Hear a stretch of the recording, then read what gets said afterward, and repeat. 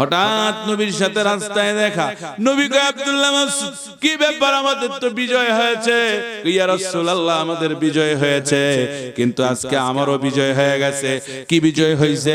কই যে দেখেন আমার কাঁধের নিচ কাকে আমি নিয়ে এসেছি।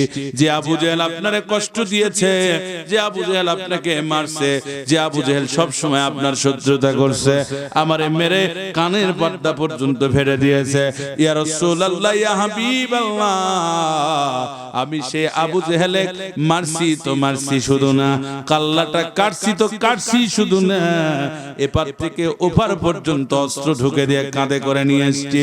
নবীও হাসে। এইবার আব্দুল্লাহ ইবনে মাসউদ হাসে। হঠাৎ করে জিবরাইলের আগমন।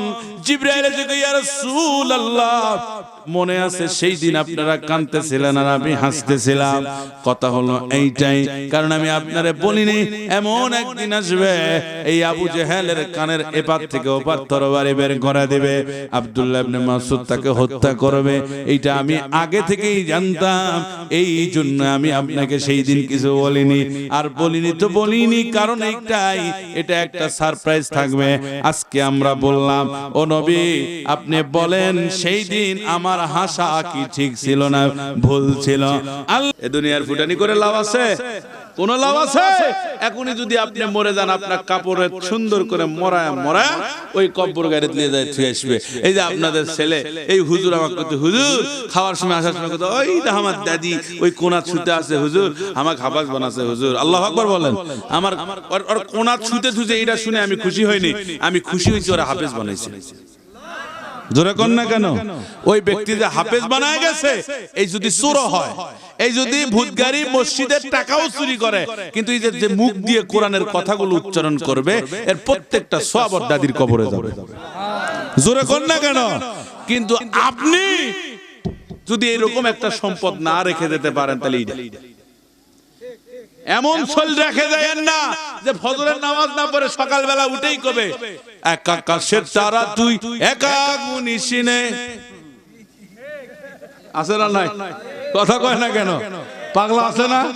এমন এমন পাগলা আমি এখন রাস্তাঘাটে দেখি, এই জায়গাটা হেডফোন লাগে, বুঝছেন, মোবাইল পকেটে থুয়ে, এই যে আপনার মনে করেন সিরা, যত সিরা প্যান্ট এই যে হাঁটুর নিচে পর্যন্ত পরে হাঁটুছে, মাথার চুল এই পর্যন্ত। আমি কই রে পাগলায় কুত্তা কামড় দিছে রে। কথা কয় না? লজ্জা শরম থাকলে ওই পোশাকে বেরোনো যায় না। ঢাকা শহরে গেলে তো আরো অবাক। এই গাজীপুর প্রোগ্রামে গেছিলাম, যাই দেখি রে ভাই, hi hi hi hi, jeans pant আর গিঞ্জি পরে ঘুরছে হুজুরের ওয়াজ শোনার জন্য। আমি তো পাগলা হয়ে গেছিলাম। আমি করি গিরে কোন রাজ্য যেন ওয়াজ করবা, হুজুরেরই তো টুপি এখন লাপায়, মাথার মধ্যে হুজুরের টুপি খালি লাপায়। তিলা কি দেখিচ্ছি আমি, এলা কি দেখিচ্ছি? কথা কয় না কেন? এই জোরে বলেন না কেন? একটা মেয়ে 10টা ছেলের ঈমান কারে লিবে ব্যাপার লয়। কথা কয় না কেন? এটা মেয়ে বারে, একটা মেয়ের কারণে একটা ছেলের গলায় জান্নাতের ফুলের মালা ওঠে, আর একটা মেয়ের কারণে একটা ছেলে জাহান্নামের আগুনে পড়ে। কথা কন? এই যে বাড়ির যদি বউ ভালো হয়, তাহলে ওই স্বামীর উন্নতি হয়। বউ ভালো হলে স্বামীর উন্নতি হয়, আর যদি বউ খারাপ হয় ওই স্বামীর উন্নতি হবে না। কবেন হুজুর কে আপনি 1200 টাকা দামে শাড়ি কিনে লিয়ে দিয়েছেন, ওর পছন্দ লয়, কিন্তু পাশের বাড়ির একজন লোক 250 টাকা দামের ওর বউ শাড়ি কিনে দিয়েছে, ওই এখন আপনার কছে কি চোখত পড়ে না, তোমার চোখত পড়ে না। কথা কন আছে না নাই? অমুকের যাও খালি দেখো কি লিয়াছে, দেখো দেখো। আহা, আমি একটা বুদ্ধি দিছিলাম আপনারও। এক লোক হুজুরের ওয়াজ শুনে যায় বাড়ির মধ্যে, ভাই বোঝার জন্য বলতেছি, খারাপ লাগতেছে আপনাদের? কার কার খারাপ লাগতেছে একটু হাত তোলেন তো। একজনের লয়, তাকবীর দেন, লিল্লাহি তাকবীর। আমার ভাইরা শোনেন, এক্সাম্পল দিচ্ছি, ওয়াজ খুব কাছাকাছি চলে এসেছে, আপনাদের কষ্ট বেশি হবে না। আমার বন্ধুগণ, আপনাদের তো কষ্ট হচ্ছে না না? ইনশাআল্লাহ। শোনেন, এই যে এক হুজুরের কাছে ওয়াজ শুনছে, হুজুর ওয়াজ করতেছে, বাবা বউক যায় সালাম দেওয়া লাগবে। সত্যি বউক সালাম দেওয়া লাগবে। যে স্বামী স্ত্রীর মধ্যে সালাম দেয়, আল্লাহ তাদের রহমতের দরজা খুলে দেয়। জোরে কোন সুবহানাল্লাহ। যারা আজও দেননি আজকে বাইর যায় দিবেন। তো এখন রাত 2টা বাজছে, 1টা বাজছে, বাড়ি যায়, বউ কসে আসসালামু আলাইকুম, দরজা খুলে দিছে। বউ না মুস্কি হাসিছে, তো আমার স্বামী কি আল্লাহ আজকে হেদায়েত দিছে নাকি? একদিন পর আমাকে সালাম দিছে। কথা কর ঠিকই না? নতুন সালাম দিলে খুশি হবে না? খুশি হয়ে গেছে ভাই। এখন রাত্রে বসে খাবার দিছে, তে হুজুর কইছে বউয়ের বেশি বেশি প্রশংসা করো বারে, তাহলে বউ খুশি থাকবে। তে হুজুরের কথা মতো গরুর গোশত দিয়ে ভাত দিছে, ভাত খাসে আর কসে আজকের তরকারি হেভি হচ্ছে, সুন্দর হচ্ছে, খালি প্রশংসা করছে। যত প্রশংসা করছে বউয়ের চোখ তো বড় হয়। এরে হুজুর না করলে প্রশংসা করবে, আমি প্রশংসা করছি আর বইয়ের চোখ গরম হয়, কারণটা কি? এখন বইয়ের দিকে তাকা আছে আর কত কি রে, কি সমস্যা? তরকারি তো খুবই ভালো হচ্ছে, আমার তো খুব ভালো লাগছে, তোমার ইনকা করছেন কি হয়েছে? চোখ গরম করছেন কে? গোলামের বেটা গোলাম, একদিন ভরা তো গান দেখিলাম, ভালো লাগলো না, আজকে পাশের বাড়ির ভাবি আর গরুর গোশত দিছে, সেটা তোর জন্য থুজু, এটাই তো ভালো লাগলো। অজাগা প্রশংসা করাও যাবে বাজানে। কালেমা পড়ে দেওয়ার পরে হঠাৎ লক্ষ্য করে দেখতেছে আল্লাহর নবী জিবরাইল আমিন এসে নবীর সামনে দাঁড়ায় গেছে। নবীকে সালাম দিয়ে কয়, আসসালামু আলাইকুম ইয়া রাসূলুল্লাহ, আমি আপনার আল্লাহর পক্ষ থেকে একটা পয়গাম নিয়ে আসছি নবী গো। ও নবী, এই পয়গাম যদি আপনি নেন তাহলে খুবই ভালো হয়, আপনি দয়া করে আপনার কাছে তেলাওয়াত করতেছি। আবার ভাইরা, আল্লাহ রাব্বুল আলামিনের পয়গম্বর তখন পয়গাম তেলাওয়াত করা শুরু করে দিয়েছে। পয়গম্বর ছিল এরকম, আল্লাহর নবী ওই দিন যেই সূরাটা নিয়ে আসছিলেন জিবরাইল আমিন, সেই সূরার নাম ছিল রহমান। চিৎকার মেরে বলেন সুবহানাল্লাহ। সূরার নাম হলো রহমান। এই রহমান সূরা নিয়ে আসছে, নিয়ে আসার কারণে আল্লাহর নবী বলতেছেন, ও সাহাবীরা রে, তোমরা রেডি হয়ে যাও, আমি একটা সূরা তেলাওয়াত করব, কে আগে মুখস্থ করতে পারো? আমার বন্ধুগণ, নবী আমার একবার তেলাওয়াত করলেন, কোন সাহাবী বলতে পারলো না। আবার একবার তেলাওয়াত করলেন, কেউ হাত তুললো না। আবার একবার তেলাওয়াত করলেন, কেউ হাত তুলতেছে না। এইবার ওই সেই রাখাল মনে মনে চিন্তা করলো, নবী গো, আপনি আমার কালেমা পড়ে মুসলমান বানায় দিয়েছেন নবী, কিন্তু নবী গো, এই যে আমি হাত তুলতে চাই কিন্তু বেয়াদবি হয়ে যায়। নবীজির কথা মতো এই ছেলেটা ছোট্ট মানুষ হলেও হাতটা তুলে বলতেছি, ইয়া রাসূলুল্লাহ, এতগুলো সাহাবীর মধ্যে আপনি আমারে ধরতে পারেন, আমি সূরা রহমান এ থেকে জেড পর্যন্ত তেলাওয়াত করে শোনাবো। আব্দুল্লাহ ইবনে মাসউদ রাদিয়াল্লাহু তাআলা আনহু ইসলাম গ্রহণ করে সূরা রহমান তেলাওয়াত করবে, এমন টাইমে আমার আল্লাহর নবী বলতেছে, বেটা বসো, তুমি পারবা না, তুমি পারবা না। আমার বন্ধুগণ আবার তেলাওয়াত করলেন, কোন সাহাবী মুখস্থ করতে পারে না। আল্লাহর কি নীলা খেলা! আল্লাহ যারে ভালোবাসে, অন্তর থেকে ভালোবাসে, আল্লাহ যারে কবুল করে এইভাবেই কবুল করে। আবারও হাত তুলেছে, বারবার তিনবার হাত তোলার পরে জিবরাইল আমিন নবীকে ডাক দিয়ে কয়, নবী গো, আপনি আর ওই ছেলেটাকে বিরক্ত করেন না, বসান না, কারণ এতগুলো সাহাবী আছে, আলী আছে, ওমর আছে, আবু বকর আছে, কেউ যখন মুখস্থ করতে পারেনি, এই ছেলেটা যখন মুখস্থ করছে, দয়া করে আল্লাহর নবী গো, আপনি এরই পাঠায় দেন, এটা আমার আল্লাহর কুদরত, জোরে কোন সুবহানাল্লাহ। আল্লাহর নবী বললেন, বাবা সব আব্দুল্লাহ ইবনে মাসউদ নবীর কাছে যাওয়ার পর এই নবীকে আস্তে করে আব্দুল্লাহ ইবনে মাসউদের আমার নবীর পবিত্র মুখে থুতা নিয়া, আহারে এই থুতাটুকু লল্লের এই আলা দিবার মধ্য দিয়ে এই কন্ট্রোলারের মধ্যে ভরে দিলেন। বললেন, বেটা রে, তোমাকে ওই তুর পাহাড়ের মধ্যে গিয়া উঠতে হবে, জাবালের সুরের মধ্যে উঠে ওই জায়গায় তোমার সুরে সুরে সূরা রহমান তেলাওয়াত করতে হবে। পারবা তো? কারণ চতুর্দিকে এখন আমার কেউ কিন্তু ইসলাম গ্রহণ করেনি, আমার মুসলিম সংখ্যা মাত্র 40 জন, এই 40 জনের কেউ থাকবে না, ইহুদির সামনে তোমাকে জোরে জোরে তেলাওয়াত করে শোনাতে হবে, পারবা? বলে, হুজুর গো, দোয়া করে দেন, কলিজার মধ্যে সাহস পয়দা হয়ে গেছে, আবু জাহেলের গোষ্ঠী যদি আমারে মেরেও ফেলে আমার কোনো ভয় নাই, আমি তেলাওয়াত করতে থাকবো, আপনি শুধু আমারে পাঠা দেন। আমি কেন এই কথাটা বলছিলাম, হাসির খোরাক দিচ্ছি না রে যুবক, কথাগুলো শুনতে হবে, কারণ আমি আপনাদের আগেই বলছি ইমানের পরীক্ষা কত কঠিন হয়। এইবার আব্দুল্লাহ ইবনে মাসউদ যখন পাহাড়ের উপরে গিয়া বলে, আর রহমান বলে একটা চিল্লানি দিছে। কিতাবের মধ্যে এসেছে আকাশ বাতাস পাহাড় পর্বত সবগুলো যেন ভেসে ভেসে গোটা আরবের জমিনের মধ্যে এই কথাগুলো ভেসে যাওয়া শুরু করে দিয়েছে।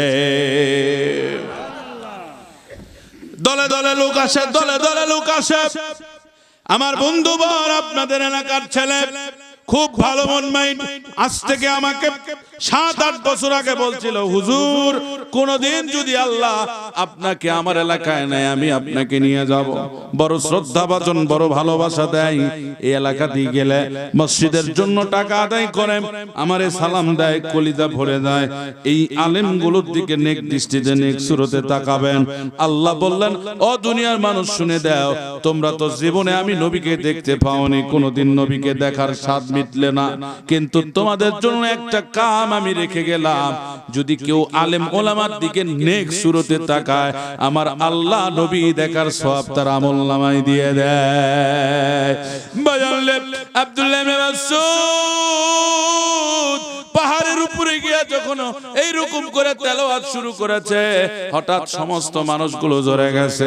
ওই জায়গায় মুগি মারে গেছে শুধু তেলাওয়াত শুনে। আর কি সুন্দর ঝুঁকে ঝুঁকে মাথা নড়ে নড়ে সে তেলাওয়াত করে। তেলাওয়াত যখন শেষ হয়ে গেছে, আব্দুল্লাহ ইবনে মাসউদ কি সুন্দর নম্র ভাবে দাঁড়ায় গেছে। জন্য স্বর্ণ কাপড় নাই, পরনে একটা পেশ মাত্র কাপড়। এখন তো আমাদের কাপড়ের অভাব নাই, জব্বা পরছি, গলায় একটা রুমাল দিছি, মাথায় টুপি পরছি। বাদান রে, সাহাবীদের এত কাপড় ছিল না। সাহাবীরা সব সময় একটা কাপড় পরে পরে ঘুরতো। আল্লাহ ডাকতে কয়, দুনিয়ার মানুষ শুনে রে, আমার উম্মতেরা শুনে রাখ, আজকের সাহাবীরা আগামী দিনের আমার শাগরিদ হয়ে যাবে, আমি জান্নাতি হয়ে যাব। আমার সাহাবীরা সেই দিন আমার সাথে থাকবে, তারা ওয়ারিস হিসাবে থাকবে, বন্টন করতে থাকবে, তারা দুনিয়াতে থাকবে। তবে একটা কথা শোন রে গরীব, দুঃখ নিস না, আমি রাসূল বলে দিলাম, তোর দুনিয়াতে সম্পদ নাই, রিকশা চালায় খাস, দুনিয়াতে তোর কোনো অর্থ নাই, দুনিয়াতে কাঁচা ঝাল পান্তা খাস, তোর কোনো অভাব নাই। আমি রাসূল বললাম, বড় লোকের আগে, ধনী মানুষের আগে তোরে আমি অনেক আগে আমার সাথে তোরে জান্নাতে নিয়ে যাব। আল্লাহ ডাক দিয়ে কয়, বন্ধু তোমারে দুইটা জিনিস দিতে চাই, কোনটা নিবেন বলেন? একটা দুনিয়ার বাদশাহী রাজত্ব দিব, 2 নাম্বার তোরে গরিবানা হালত দেব। নবী আমার বলে, আমি গরিব হতে চাই, আমার আওলাদ গরিব হতে চায়, আমার বংশরা গরিব হতে চায়। গরিব হলে একটা জিনিস আছে রে বাবা, রিকশাওয়ালার মুখ থেকে আল্লাহ নামটা পড়ে না। যারা অর্থ নাই, যারা মানুষের বাড়িতে কামলা দিয়া খায়, এদের মুখ থেকে আল্লাহ নামটা পড়ে না। যারা দিন আনে দিন খায়, এদের মুখ থেকে আল্লাহ পড়ে না। কিন্তু ধনী মানুষের মুখে কমসে কম অধিকাংশ ধনী আল্লাহর নাম মুখে আনে। আপনি আমার পার্টি হয় একটা চায়ের দোকানে, আর ধনী মানুষের পার্টি হয় মদের বারে। কথা কয় না কেন? আপনি আমার পার্টি হয় একটা হোটেলের পুরীর দোকানে, আর ধনী মানুষের পার্টি হয় হোটেলে, নাচ গার্ডেনে মহিলাদেরকে নিয়ে। বাইগরে, আপনি আমি 1 কেজি গরুর গোশতেই শান্তি, আর ওরা গোটা গরু দিয়ে ওদের হয় না। বাজান কষ্ট নিয়েন না, আমি হুজুর অনেক জায়গায় গেছি, দেখছি। আরে আপনার বাড়ি নাই, আপনি মনে করেন একটা 10 তালা করতে পারবো কবে? বাজান রে, ওই 10 তালা বাড়ির লোকের কাছে যখন গিয়েছি, আমি বাড়িওয়ালাকে বলছি, আপনি তো জান্নাত তৈরি করছেন। ও হুজুর, যা দেখছেন সব ঠিক আছে হুজুর, কিন্তু এই বাড়ির শোতার মতো ক্ষমতা আমার নাই। কেন, কি হয়েছে? আপনি শুনতে পারেন না কেন? হুজুর, ডাক্তার মানা করছে আমি ফ্লোরত ঘুমাই। এরকম হাজার হাজার পাগল আছে না না? এক লোক রিকশা চালায়, কি চালায়? আবু বকর সিদ্দিক নাম, জয়পুরহাটে। বাড়ি হলো বনখুর। কোন জায়গা? 5 বিবি বনখোর। জুব্বা পরে, মাথায় টুপি দিয়ে রিকশা চালায়। সুবহানাল্লাহ বলুন। জীবনে মহিলা মানুষের রিকশা তোলে না। তোলে হুজুরের ঘরে বউ হলে তোলে, বোরকা পরা। সুবহানাল্লাহ বলুন না।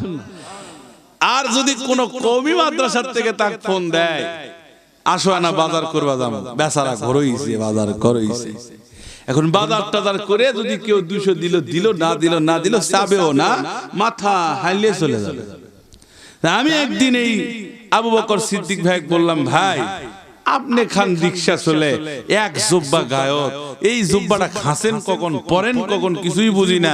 আসলে আপনি মাদ্রাসার খেদমত করেন, এই যে এইভাবে মাদ্রাসার হুজুর, হুজুরের বউ, মাদ্রাসার বাজার টাজার করেন, আসলে চলে কি করে? বক্কর সাহেব আমাকে কয়, হুজুর এটা একটা কথা বলেন। কে? তো আমি যা পাই এটা আমার খরচ করাই লাগে না। পাগলা নাকি? আমি কই পাগলা নাকি? কথা কয় না কেন? বাস্তব কথা বলতেছি কিন্তু। তো কচ্ছে হুজুর, তাহলে আমি বললাম কিভাবে চলো? হুজুর আমি যদি 1 টাকাও কামাই না করি আমি চিন্তা করি না, কারণ কোরআন শরীফের একটা আয়াত আমার মনে আছে। কি বলেন? ফাজকুরুনি আযকুরুকুম ওয়াশকুরুলি ওয়ালা তাকফুরুন। আমি যদি আল্লাহর রাস্তায় 1 পা দেই, আল্লাহ বলে আমার বাড়ির দিকে 10 পা দিবে। তো আমি যদি মাদ্রাসায় খেদমত করি, আমার বাড়ির লোক না খায়া থাকবে, কিয়ামতের ময়দানে আল্লাহও কিন্তু আমার কথা করার সুযোগ পাবে না। কথা কয় না কেন? তেমন বললাম এবার তোর ইমানের পাওয়ার আছে রে। পরে খোঁজ নিলাম, শুনলাম যে জীবনে 1 টাকা ধারও করে না, বাকিও করে না, মানুষ বলে খুঁজে খুঁজে এমনি দেয়, চিনে না। তারপরে কয়ে ধরেন তো ভাই 300 টাকা নেন তো, খান জানতো তো নেন অযথা। তো এটা কে দেয়? কথা কয় না? আল্লাহর ফেরেশতার অভাব, আল্লাহর ফেরেশতার অভাব। মেলার যাওয়া তো ঠিক না। পুরাদো একটা মেলা হয়, বগুড়া পুরাদো মেলা হয়, চিনেন? মাছের মেলা। তে মাছ কিন্তু বিরাট বিরাট মিষ্টি ওঠে। কি কথা ঠিক না বেটে? ভাই মিষ্টি আলাক কইছুন কি আবার তোরা এত মিষ্টি করিছু, এই মিষ্টি নিয়ে যাবে কো? বারে জিনে মিষ্টি কিনে, জিনে। কথা ঠিক না, এত মিষ্টি যায় কোটে? মানুষে তো এত মিষ্টি খাওয়াবে না ভাই। আমি কিন্তু কোন হিন্দুর মেলা যাই না, ওই মেলাটা মাছের জন্য বিখ্যাত বলে মাছ দেখতে যায়। ওটা কিন্তু পূজার মেলা না। কথা কয় না কেন? পূজার বাজান রে আমার খারাপ লাগতেছে, শেষ করে দেই। হ্যাঁ বন্ধুগণ, এইবার কোরআনুল কারীম তেলাওয়াত মনে আছে? যুবক মনে আছে তোমাদের? এইবার কোরআন তেলাওয়াত যখন করলেন, করা শেষ, আবু জাহেল ডাকতে কয়, এ যুবক কে তুমি? তোমারে তো আমি চিনি না রে যুবক। মক্কায় কি তোমার নতুন আমদানি হয়েছে?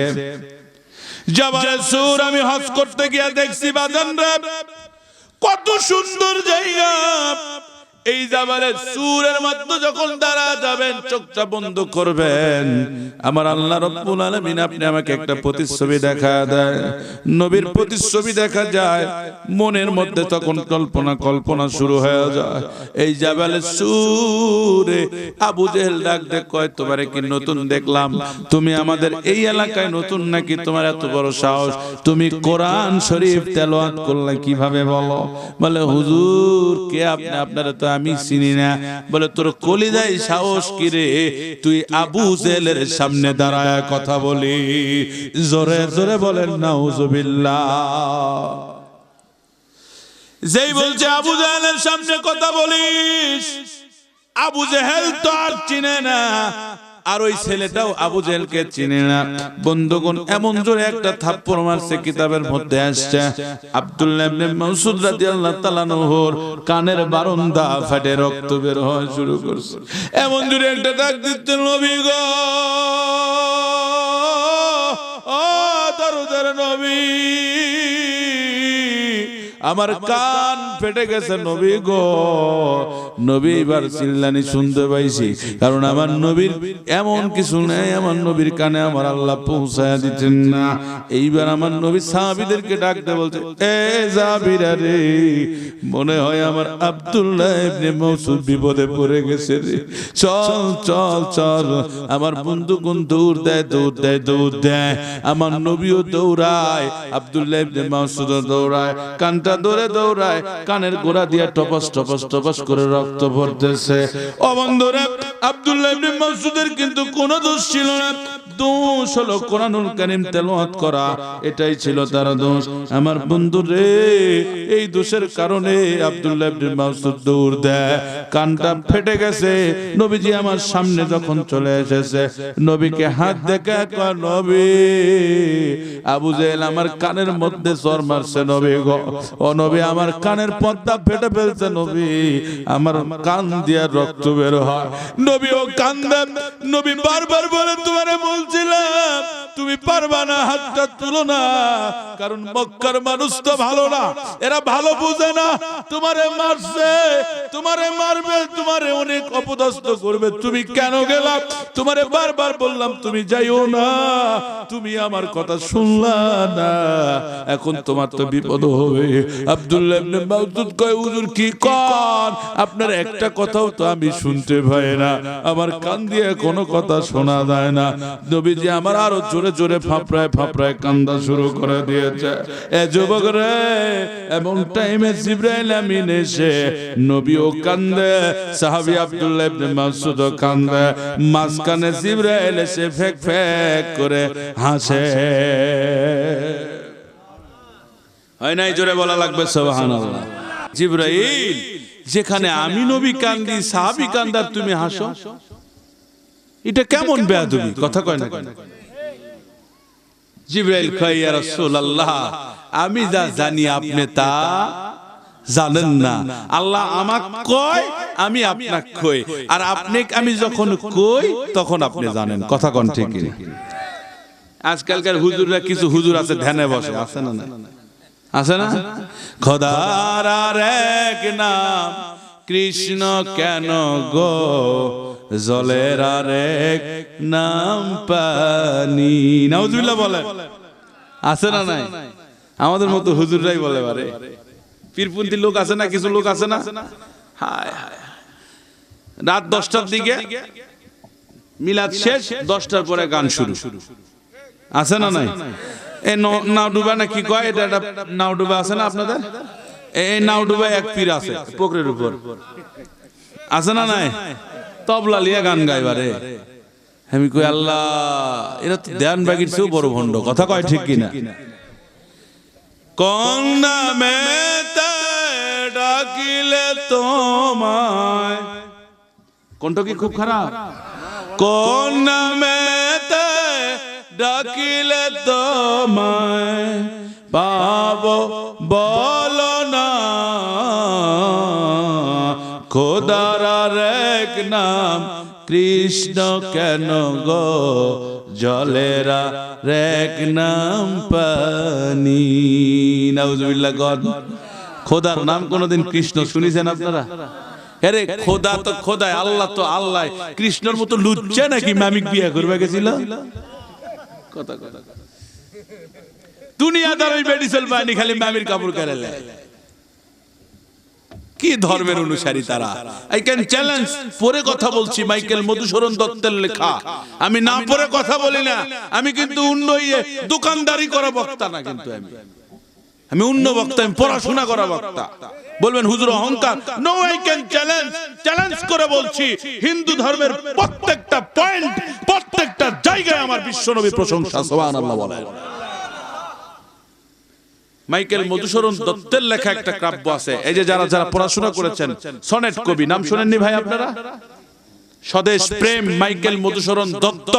এই মাইকেল মধুসূদন দত্ত তার মহাকাব্যের মধ্যে লিখছে, মেঘনাদ বধ কাব্যের মধ্যে লিখছে যে যেদিন সীতাকে হরণ করার জন্য রাবণ আসছিল, রাম ও কুবান দিয়ে ফাটিয়ে ফুটে শেষ করে ফেলছে। রাম আদা মারা হয়েছে, হঠাৎ করে বাবা লোকনাথ বন থেকে বের হয়েছে, তার মন্ত্র কি, রনে বনে জঙ্গলে যেখানেই বিপদে পড়িবে আমাকেই স্মরণ করিবে। কথা কন না কেন? যখনই সে আসছে, আসার পরে এখন বাবা লোকনাথ কয়, যদি রামেক বাঁচাতে চান তাহলে একটা লাগবে, কি লাগবে? গাছ লাগবে। যেই গাছ অমুক পাহাড়ে আছে, সূর্য ওঠার আগেই পাহাড়টা থেকে গাছটা নিয়ে আসা লাগবে। এখন আনবে কে, আনবে কে, আনবে কে, আনবে কে, কেউ আর রাজি হয় না। ঘপ করে নিঙ্গুরালা বান্দর আসে, কাছে আমি আসি, বীর হনুমান। পরে করছি ভাই, পরে করছি। কে আসবে? বীর হনুমান। বীর হনুমান কাছে আমি নিয়ে যাবো। বীর হনুমান যায় পাহাড়ের উপরে গাছ খোঁজে, পাহাড় পায় না, গাছ পায় না, গাছ চিনে না, না চিনলে পাবে। হট করে করছে কি, ওই বীর হনুমান নিঙ্গুরালা ওই এক হাতত কিলিছে, পাহাড় তুলে লিছে, আর এক হাত দিয়ে চাঁদ দিকে করে ধরিছে, খবরদার চাঁদ তুই উঠবো না ডুববো না, তুই না ডুবলে সূর্য উঠবে না। কথা কয় নাকি? এ আল্লাহ সুবহানাল্লাহ।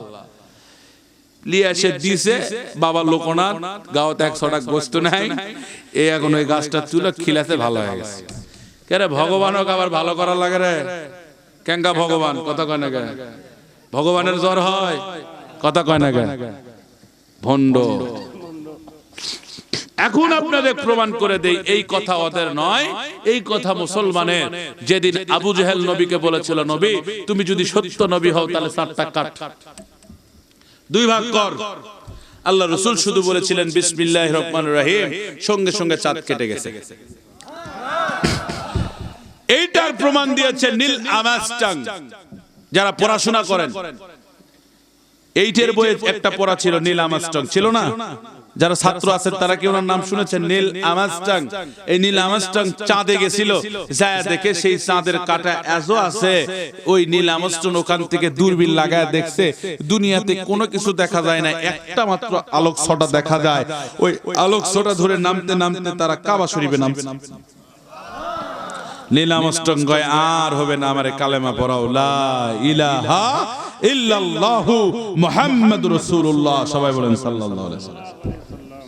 দেখেন আমরা হলো চাঁদ আমার নবী কাটলো, আর হিন্দুরা কি বানালো? ওরা যে বিয়া দেয়, খারাপ লাগতেছে আপনাদের? জানা দরকার না? ওরা বিয়া দেয়, দেখবেন ওর মধ্যে আগুনও জ্বলে, আপেল কমলা ফলের বাহার থাকে, কি ঠিক না বেঠে? ঠাকুর ডিংটি পরে, ঠাকুর মানে তো হুজুর, মানে আমরা ওদিনকে ওর গঙ্গা, আমরা ওদিনকে মিলাদ করে 40 দিন এরকম গামছা বিছে দেই না? কিছু কিছু হুজুর আছে না, হাই রে ফকির রে, ফকির রে, তুই 1 কেজি চাউলের লোভ সামলা পারিস না, তুই হুজুর হুজুর কেমনে? এটা বিদআত, এটা করা যাবে না। এটা কি বিদআত? চাউল দেয়, বেটি ছেলেরা চাউল দেয়, কেউ টাকা দেয়, গামছা যা দিছে তুলে বাঁধে কাঙ্গত করে দাও, আছে না নাই? কথা কয় না? হায় হায় হায়। এই যে হিন্দু বাড়িতে যদি বিয়ে দেখতে যান, দেখবেন কিছু জান্নাত ওই ফল দিবে আর কিছু আগুন দিবে, কুণ্ডুলি। এখন সোহা, সোহা কি কয় না কয়, সোহাটা বোঝা যায় কি, কথা ঠিক কিনা? সোহা, সোহা করবে আর ওই 7 পাক ঘুরবে। এই 7 পাক সেই 7 পাক না, যেদিন গন্ধক ফল খিলার জন্য হাওয়া আদম ধাবরাত দিছিল, হাওয়া ধাবার খায় আদম একবার জান্নাতত যায়, একবার জাহান্নামত যায়। 7 পাক ঘুরে 1 পাক আসে ধরে করছে যে হাওয়া তুই আদম, এ আদম তো পালাছো কে? আমি ওই রস খাবো না। তুই খাবো না তো পালার লাগবে কে? তো কে কইছে রস খাওয়া লাগবে? খাবো না, খাবো না, বস, গরম হয়ে গেছে বাবা, ঠান্ডা হ, ঠান্ডা হ, বেটি চলে জালাত করবেন না। যেদিন আদম পড়ছিল, কিন্তু এবার ঠান্ডা করে ওই ফল গোটা না দিয়ে রস করেছে। কি করিছে? কথা কয় না, কি করিছে? রস করে আন করে, স্বামী তুমি তো দৌড়ালি, তুমি রসটা খাও। হায় হায়, রস খাওয়ার পরে বেটি চলে বুদ্ধি না কম হয়, হয় না? হিটার নিচে কারে গিলু খিলাসু, যখন গিলু না গিলতে কস গিললেও খাবিন না বলে ফল খালিন না, রস খিলালাম। আদম সাথে সাথে লল্লি চিপে ধরে বমি করে দিয়েছে। কি করে দিয়েছে? আল্লাহ কয়, আদম রে, তোর এই বমি করাটা আমার ভালো লাগছে। সুবহানাল্লাহ কোন? দেখ আমি আল্লাহ তোর একটা নিদর্শন দিলাম, তোর ফল যতদূর গেছে আমি সেই জায়গায় একটা কণ্ঠলালি উঁচা করে দিলাম, শাটার দিয়ে দিলাম। এই দেখেন না কেন শাটার আছে, আছে না নাই? আর বেটি ছেলে দেখবেন সমান রে সমান, যা ঢুকাবেন তাই ঢুকবে এই দিক দিয়ে। কথা কয় না রে? ওই গোটাই খাচ্ছে। এলা ওয়াজ পড়া লাগবে, পরে করা লাগবে, এমনি হবে না। এই যে আটা জানা হলো না, আমার ঘরে শাটারটা ফোলা না কি জন্য জানা হলো না?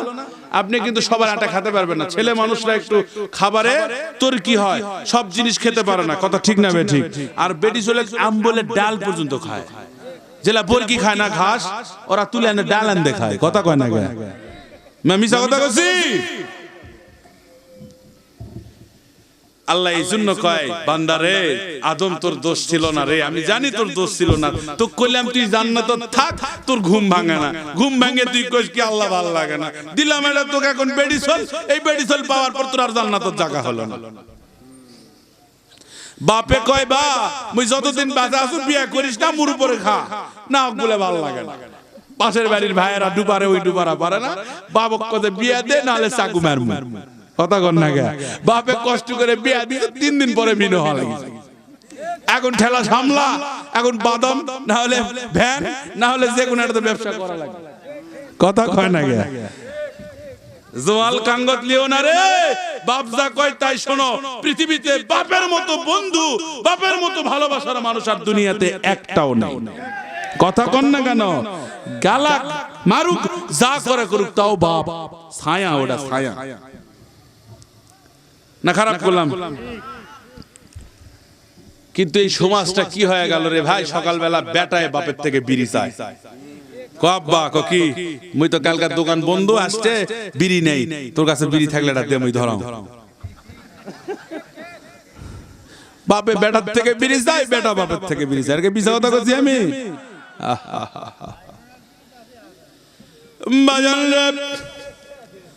এ বাবা যেহেতু প্রতিদিন মাহফিল বেশি সময় থাকতে পারবো না, গলার মধ্যে চেন চেন চড়ে এই জায়গায় আমি রেখে দিলাম। নবী বলতেছে ও জিবরাইল, যেখানে তোমার নবী হাস কান্দে, যেখানে নবীর সাহাবী কান্দে তুমি হাসো, এইটা তো মেনে নেওয়া যায় না। জিবরাইল বলে আল্লাহর নবী গো, আমি যা জানি তুমি তা জানো না। এই জন্য আল্লাহর নবী বললেন ঠিক আছে, তুমি কি জানো আমারে বলো। জিবরাইল কয় এখন কব না, এই কথা একদিন আমি ফেরত দিয়া দিব। কেডা কেডা বলেন তো, শুনে যাবেন ফেরত দিবে কথা। হাসার কারণ আছে না নাই, কথা কোন আছে না নাই, এই কারণটা শুনে যাবেন না, না শুনে চলে যাবেন। বাজানলে তাহলে একটু দিলটা লাগান। যেহেতু ঈমানের পরীক্ষার গল্প হচ্ছে, এইবার আমার নবীজি বিশ্ব নবী বললেন ও সাহাবীরা রে, তোমাদের কাছে আজকে আমার ওয়াজ হলো, আজকে সুন্দর একটা ওয়াজ হলো। এই ওয়াজটার পরে আবু জেহেল কোনটা, আমরা তো তারে চিনি না। নবী বলে ওই যে দেখা যায় যে লোকটা ওটাই হলো আবু জেহেল, তোমরা কি করবা? বলে হুজুর আমরা কিছু করব না, আপনার টেনশন নেই, আমরা যুদ্ধের ময়দানে যাব। ইসলামের জন্য ছোট ছোট বাচ্চারা, ছোট ছোট মানুষেরা যুদ্ধ ময়দানে গেছে, ছোট ছোট মানুষরা শিবির করছে, ছোট ছোট মানুষরা ইসলামের দাওয়াত দিয়েছে। এবার জানলাম যুদ্ধ চলতেছে। মাজার মুআজ কিতাবের মধ্যে এসেছে একটার বয়স 10 বছর আর একটার বছর 12 বছর। এই 10 বছর আর 12 বছরের দুইটা সন্তান দৌড়ে এসে মাজার মুআজ আবু জেহেলকে কতল করে দিয়েছে, এমন ভাবে হত্যা করেছে ওই জমিনে আবু জেহেলকে সেই মৃত্যু ঘোষণা করা হয়েছে। বন্ধুরা, এই শয়তানদের মৃত্যু কিন্তু এই রকমই হয়। আল্লাহ বলেন এ দুনিয়ার শত্রুরা শুনে নাও, আবু জেহেল তুমিও শুনে নাও, ফেরাউনকে আমি নীল নদের মধ্যে ডুবায় মারছি, কথা কন না কেন। নমরুদকে আমি মশার কামড় দিয়ে মেরে ফেলেছি, এমন কোন লোক নাই তার মৃত্যুটা ভালো ছিল। এ আবু জেহেল, তোমাকে মারার জন্য আমার বড় কোনো সৈনিক লাগেনি, বড় কোনো যোদ্ধা লাগেনি, বড় কোনো মানুষ লাগেনি। ছোট্ট ছোট্ট দুইটা বাচ্চা, একটা 10 বছর একটা 12 বছর। বলেন তো আপনি আমি অ্যাডাল্ট হয়েছি, বড় হয়েছি, যদি একটা 6 বছর বা 8 বছরের একটা ছেলে আপনাকে আমাকে থাপ্পড় মারে বা তার হাতে মার খায়, এর সে লজ্জা আর কিছু আছে? কথা বলেন আছে? আর লজ্জা নাই। কথা মতো যখন আবু জেহেলকে মারতেছিলেন, আবু জেহেল তখন মারা যায়নি এখনো, কিন্তু যুদ্ধের ময়দান শেষ হয়ে গেছে। যুদ্ধ শেষ হওয়ার পরে কে মারা গেছে, কে সাহাবী আর কে শয়তান ভাগাভাগি করা হচ্ছে, লাশগুলো নিয়ে মাটি দেওয়া হবে। এমন টাইমে ওই আব্দুল্লাহ ইবনে মাসউদ, যার কানের মধ্যে সর মারছিল, পর্দা ফেটে ফেলছিল, এই আব্দুল্লাহ ইবনে মাসউদ দেখতেছে আহারে আহারে ওই আবু জেহেল এখনো মরেনি, লড়তিছে। আল্লাহু আকবার কবেন না, জোরে কোন। আব্দুল্লাহ ইবনে মাসউদের মনে হয়ে গেছে তুই আমাকে মারছিলু রে, আজকে তোকে আমি পায়া গেছি, তোর তো খবর আছে না নাই? আব্দুল্লাহ ইবনে মাসউদ, আমার কান ফেটে গেছে, তুই আমার ঠসা বানাচ্ছ, তো কি ছাড়বো? সঙ্গে সঙ্গে মুসলমানের একটা জয়ের ধ্বনি, সে ধ্বনি দিয়েছে নারায়ে তাকবীর, আল্লাহু আকবার বলছে, বলে এমন জোরে একটা কাল্লে চোপ মারছে, আবু জেহেল ধর একদিকে, কাল্লা একদিকে চলে গেছে। আমার ভাইরা, আবু জেহেলের কানের মধ্যে একটা লম্বা তরবারি নিয়ে এই পার দিয়ে ওই পার বের করে দিয়েছে। এইবার তরবারিটা কাঁধের উপরে নিয়ে হেলে দুলে নবীজির উপরে কালেমা পড়তে পড়তে পড়তে আব্দুল্লাহ ইবনে মাসউদ বাড়িতে ফিরতেছে। হঠাৎ নবীর সাথে রাস্তায় দেখা। নবী কয়, আব্দুল্লাহ মাসউদ, কি ব্যাপার? আমাদের তো বিজয় হয়েছে। ইয়া রাসূলুল্লাহ, আমাদের বিজয় হয়েছে, কিন্তু আজকে আমারও বিজয় হয়ে গেছে। কি বিজয় হয়েছে? কই যে দেখেন আমার কাঁধের নিচ কাকে আমি নিয়ে এসেছি। যে আবু জেহেল আপনারে কষ্ট দিয়েছে, যে আবু জেহেল আপনাকে মারছে, যে আবু জেহেল সব সময় আপনার শত্রুতা করছে, আমারে মেরে কানের পর্দা পর্যন্ত ফেলে দিয়েছে। ইয়া রাসূলুল্লাহ, ইয়া হাবিবাল্লাহ, আমি সে আবু জেহেলে মারছি তো মারছি শুধু না, কাল্লাটা কাটছি তো কাটছি শুধু না, এপার থেকে ওপার পর্যন্ত অস্ত্র ঢুকে দিয়ে কাঁধে করে নিয়ে এসেছি। নবীও হাসে। এইবার আব্দুল্লাহ ইবনে মাসউদ হাসে। হঠাৎ করে জিবরাইলের আগমন। জিবরাইল এসে কয়, ইয়া রাসূলুল্লাহ, মনে আছে সেই দিন আপনারা কাঁদতেছিলেন আর আমি হাসতেছিলাম? কথা হলো এইটাই, কারণ আমি আপনারে বলিনি এমন একদিন আসবে এই আবু জেহেলের কানের এপার থেকে ওপার তরবারি বের করে দিবে, আব্দুল্লাহ ইবনে মাসউদ তাকে হত্যা করবে। এইটা আমি আগে থেকেই জানতাম, এই জন্য আমি আপনাকে সেই দিন কিছু বলিনি। আর বলিনি তো বলিনি, কারণ এইটাই, এটা একটা সারপ্রাইজ থাকবে। আজকে আমরা বললাম, ও নবী আপনি বলেন সেই দিন আমার হাসা কি ঠিক ছিল না ভুল ছিল?